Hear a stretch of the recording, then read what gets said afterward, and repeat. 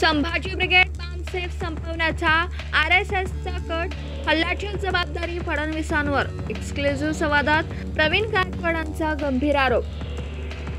प्रवीण गायकवाडांवरील हल्ल्याचे विधानसभेत पडसाद. हे मस्ती ठेचली गेली पाहिजे, विजय वडेट्टीवारांचा निशाणा.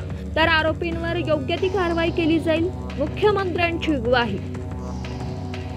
प्रवीण गायकवाडांवरील हल्ल्याच्या निषेधार्थ पुण्यात मराठा सेवा संघ आणि संभाजी ब्रिगेडची संयुक्त बैठक सुरू. पुढील आंदोलनाची रणनीती ठरवणार असल्याची माहिती.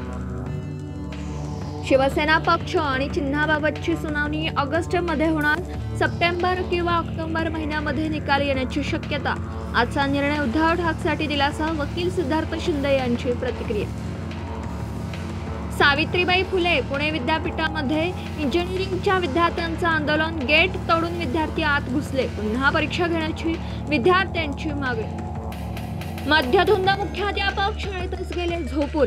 जालना जिल्ह्यातील टाकळी गावातील लाजिरवाणी घटना. दारू प्यायल्याचं वैद्यकीय चाचणीतून सिद्ध.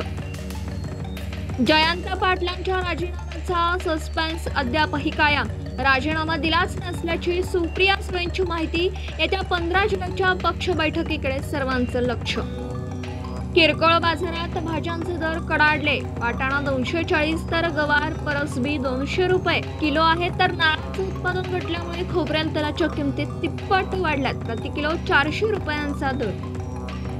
कोकणासह विदर्भात अतिवृष्टीचा इशारा. पुणे सातारा घाटमाथ्यावरही पावसाचा जोर वाढण्याचा अंदाज. महाराष्ट्रासह उत्तरेकडील राज्यांनाही अलर्ट जारी.